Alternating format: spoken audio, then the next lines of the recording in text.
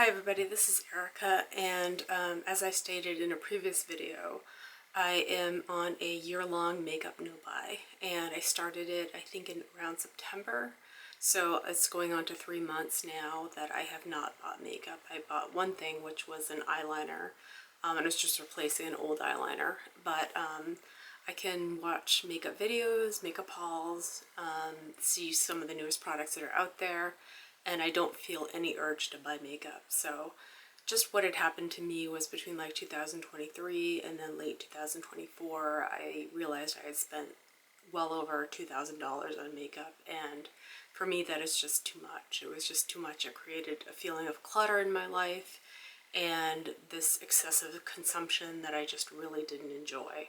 And I also got a diagnosis of prediabetes, so I really wanted to focus more on health and wellness and saving money. So these are the products that I have that I bought prior to starting the no-buy and that I get enjoyment out of on a regular basis. I'm using them consistently.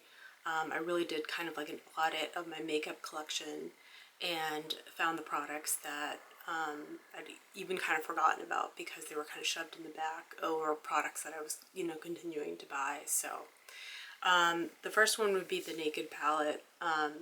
I was watching an old video that I had made in 2012, and I was raving about this palette. This is the original Naked palette, and I'm still raving about it. It is as good as I remember it.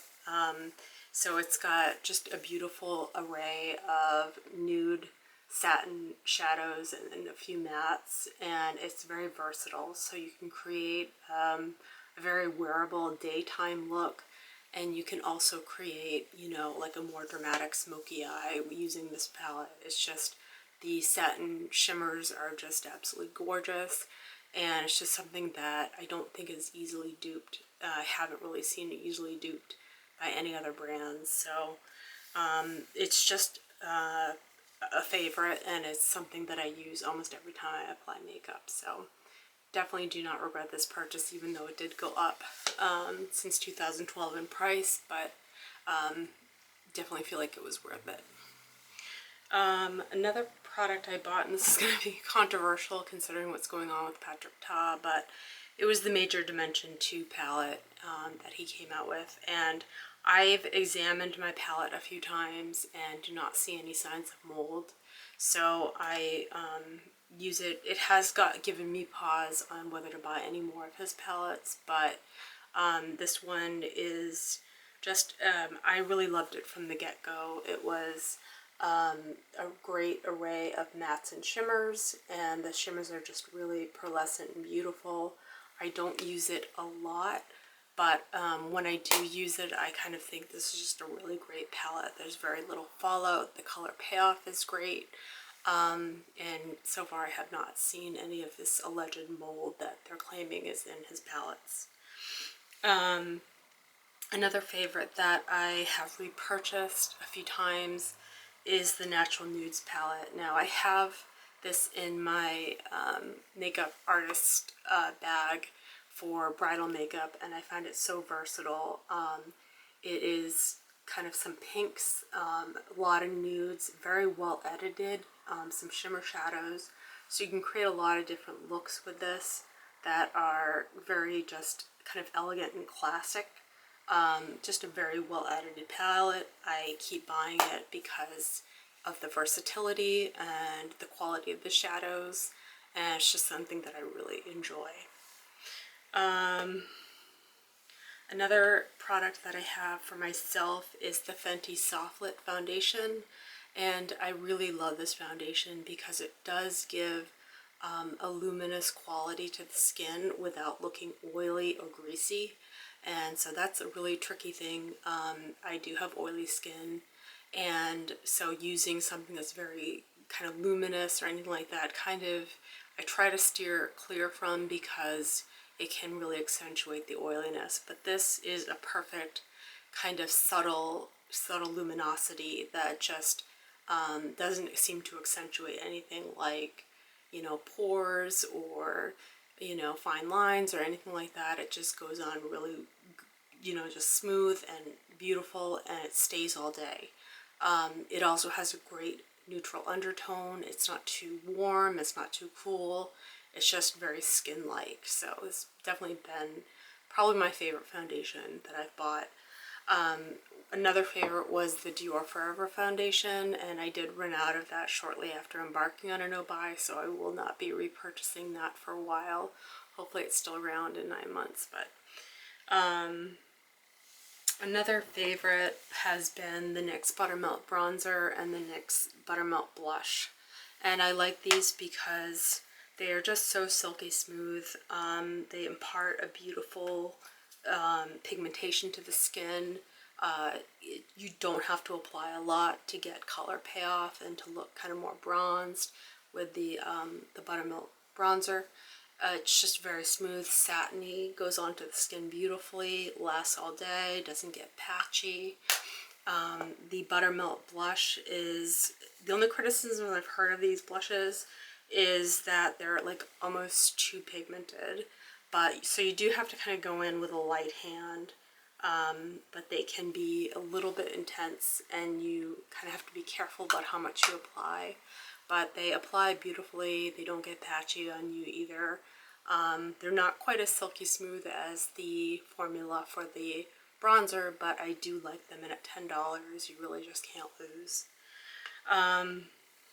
Another product that I love, and it doesn't really fall in the makeup no-buy category because I do wear sunscreen daily, but it is the InBeauty Mineral Glow. And this is an SPF 43 PA++++.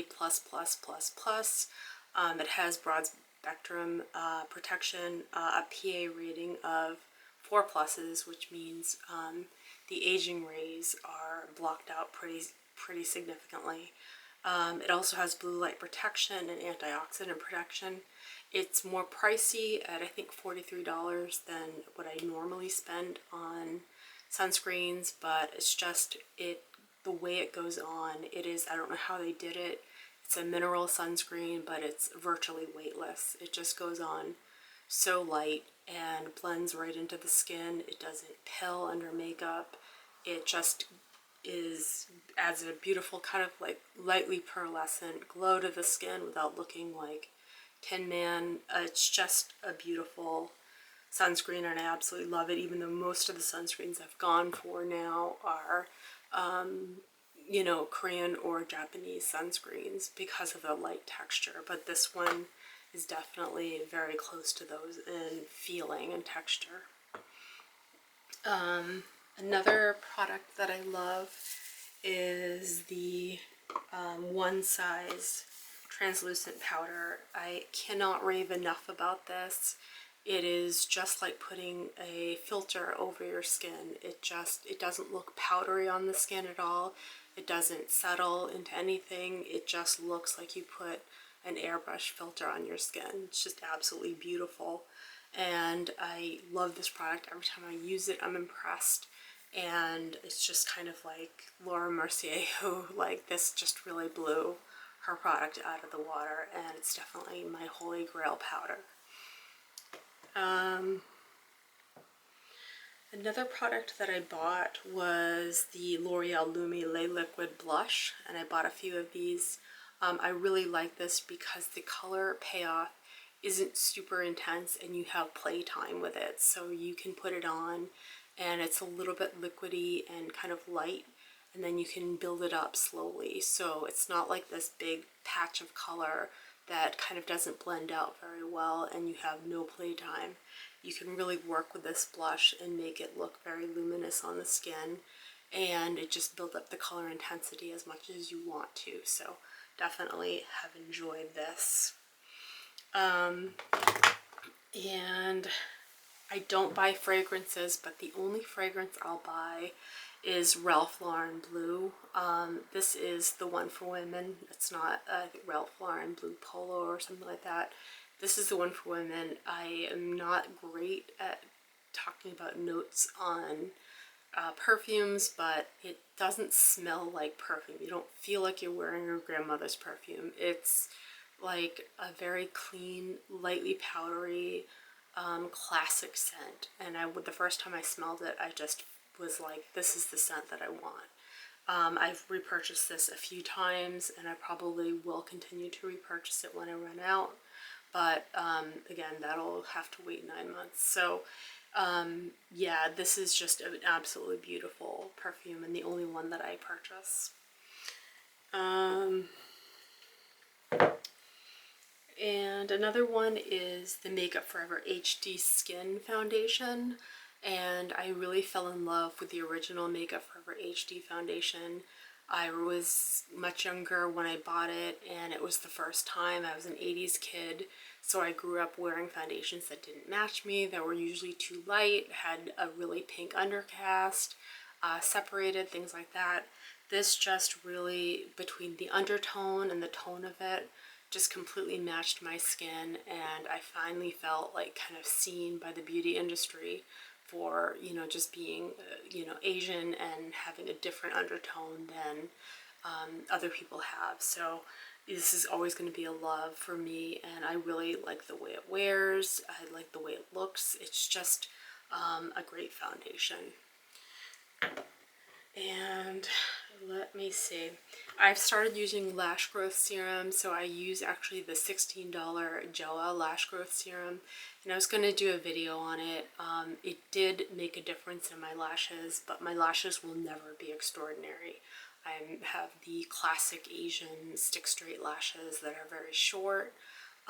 It did lengthen them, and then I was finally able to enjoy this product, and it's the L'Oreal Panorama Mascara, and it just gives a beautiful fanned out effect on your lashes. And I could actually see my lashes after applying this, which I couldn't see before using the lash growth serum. Now, would I recommend the JOAH lash growth serum? Yes, to someone who already has pretty good lashes and is just wanting a little bit more length. But it's really not going to give you an extraordinary amount of length. It's just going to enhance your lashes. So I wasn't ready to go out and buy a $90, you know, lash growth serum or anything like that. I was kind of skeptical that anything could really do anything for my lashes. So I started with a very inexpensive lash growth serum and just kind of saw how it worked. And that one I'm definitely impressed with. And a product that I never see anyone talking about is the e.l.f. Contour Palette. And this is actually a really nice palette. It's not holy grail status, it's not amazing, but it does the trick for just kind of contouring the face slightly and giving it a little bit more definition. I do think the colors are a little bit warm, so it's not perfect as far as, you know, a contour palette, but it goes on smooth, it doesn't get patchy, it doesn't kind of wear down and look muddy. It just kind of goes on and gives you a little bit more of a sculpted effect on your face. So this is definitely something that's not talked about, but I do get a lot of use out of it, and I've repurchased it a few times. And I don't buy a lot of Makeup by Mario makeup, but I've been disappointed by some of his products, but I do enjoy his blush stick, and I got it in Dusty Rose, and this is definitely more my speed as far as my skin tone. So I'm not gonna blush pink, I'm gonna blush more of like a rose or kind of mauve color. So this just is great color payoff from the first swipe. You don't need much of it, and it blends out beautifully and wears well throughout the day. So I really enjoy this, and I find myself reaching for it a lot. And the other one is the Estee Lauder Futurist Hydro Rescue foundation. Not an absolute favorite, but it's a good foundation. It's I was reading that it was one of the best foundations for mature skin, and given that I'm 49, I definitely have to think more now about like what I'm putting under my eyes and things like that, and just like accentuating any fine lines. So this does a beautiful job at just kind of not settling into anything and just looking kind of hydrated and things like that. I do have to powder over it because it can be a little bit too luminous and kind of glowy, but I do enjoy this foundation a lot as well. And if you want kind of a subtle blush, you don't want something in your face, I really love the Lawless blush in Angel, the cream blush. So it is like a very soft nudie pink, and I just really enjoy it for not being so in your face, but also giving good color payoff and giving, you know, some life to your skin. So if you want something more subtle, if you're going for a more natural makeup look that day, this is a great blush. The only thing about it is I seem to hit pan on it really fast. So I'm already like, I don't use it a lot, but I'm already like close to hitting pan on it. So you do kind of go through it a little bit fast. But I've really enjoyed it, and the color, I just kind of fell in love with it when I saw it in Sephora. So definitely have enjoyed that. And for highlight, which I don't do a lot, I love the Maybelline Master Chrome. These are great highlighters. They're just beautifully luminescent without being, you know, it's not, and I just broke the cap. It's not crazy. It's just a nice luminous kind of pearl quality to it. And it's just adds a beautiful extra dimension to the face and some glow to the face. It's really a great product. It kind of could easily be like a high-end highlighter, and it's just something that I think I've repurchased a couple of times, so I really enjoy that. And let me see what else. Oh, the Wet n Wild Tinted Hydrator does not get enough attention. It's just an absolutely great tinted moisturizer, and it's kind of light to medium coverage, but it's got hyaluronic acid and squalane in it, and it's just very hydrating and smoothing, and it looks beautiful on the skin. It gives just enough coverage to kind of even things out, but not so much that you look like you're wearing makeup. So I really enjoy that as well.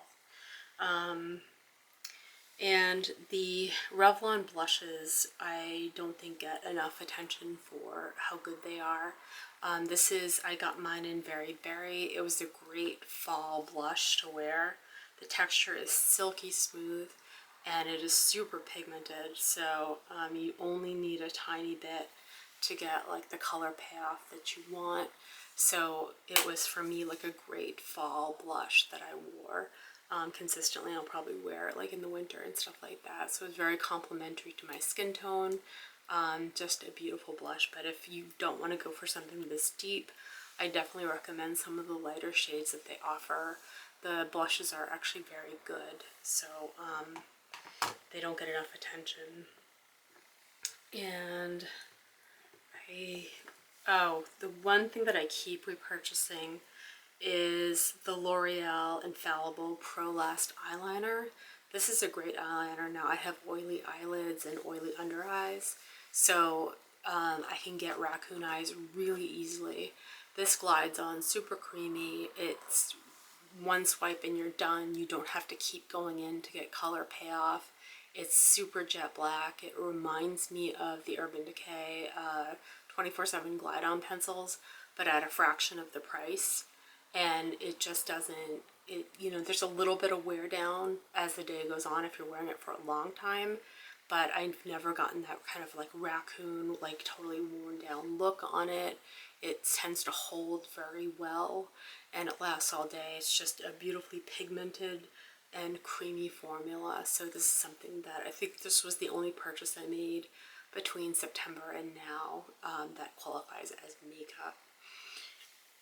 And I think that might be it. That is kind of my makeup collection that I've really enjoyed since going on a makeup no-buy. And I think the beauty of a no-buy is you really enjoy the products you have. You kind of shop your own stash, you rediscover things, you see them, kind of, you appreciate them more. So, you know, constantly going out and buying things was not good for me because it was just like overconsumption. It was like created a lot of clutter in my life, and I wasn't enjoying the products that I already had. And now that I've gone on a makeup no-buy, I actually really am looking at these products again and really examining how much I like them and just enjoying them a lot more. So that is my video. I hope you guys have a great day. Bye.